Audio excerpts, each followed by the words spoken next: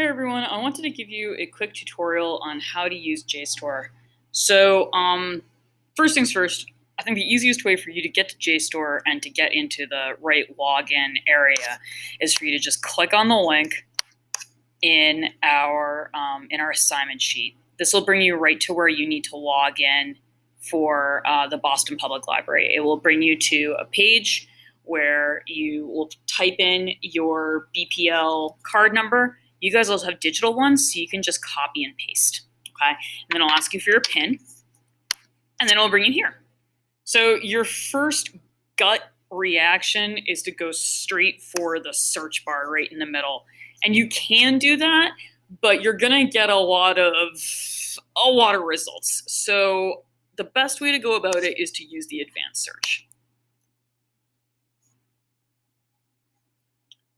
So this runs like any other search engine. You're going to put in your keyword. I always do the Gettysburg Address. There's some options that you can play around with here. You can add in a second keyword. So maybe you want articles that have the Gettysburg Address and Lincoln. That's not really a good example, but I think you get what I mean. You can also do or. Okay, so maybe you're looking at two different speeches. Okay, you could do or you could do not. All right, your second keyword could be like something you're not looking for in your results. Okay, so we're always looking for articles, so we'll click that off. Your speeches are all written in English, so you really don't need to mess around with the language section here because your results are inevitably going to be in English, but you can play around with that if you'd like, guys. You don't need to mess around with publication date or anything like that. Just keep on scrolling, and let's go to the journal filter. So the journal filter is kind of cool because it's fun just looking at the different types of journals that Jstor has, and you can see they've got a whole bunch, and you're going to check off what types of articles you are looking for. And what I recommend for this class, some of you might find success in checking off history. But what I'm actually going to do for this one is I'm just going to click off language and literature, okay? Because we're looking for like a language analysis of the Gettysburg Address, okay? But you can click off whatever you want. Just know that if you keep on clicking things, you're just going to get more and more results, which sounds like a good thing and is a good thing, but it means you're going to end up having to sift through more and more results. Okay, so we've clicked language and literature. And we're going to submit our advanced search.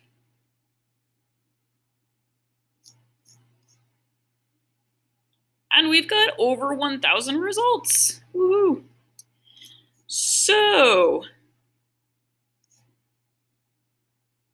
let us see here. Let's kind of scroll through. This one here has kind of missed the boat. This doesn't have anything to do with the Gettysburg Address, so that's no good. Make sure that as you're looking through, you're looking at the little bits that they pull for your, as a sample to make sure that we've got actually what we're looking for. Let's take a look at this one. I kind of am intrigued by this one, holes in the Gettysburg Address. So first things first, let's just click on it.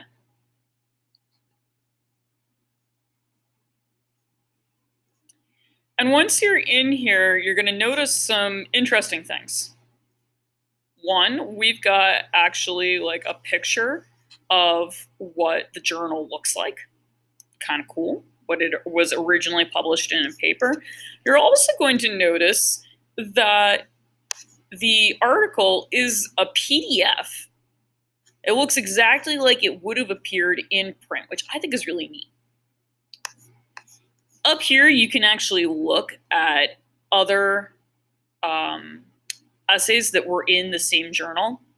Interesting, but probably not very helpful to you. The odds of the other articles in the journal also being about the speech you're looking for, very slim. Now, here are some things that are going to be helpful to you. First of all, if you wanted to go back to this article, this web link up here in the search bar is not going to get you back there. You need to make sure that you are copying a stable URL. So get it from here. You could also download it. You can download it as a PDF.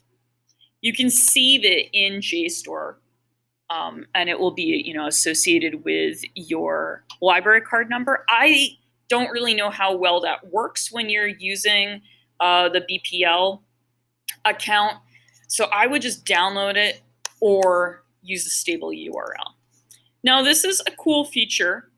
We can cite the item.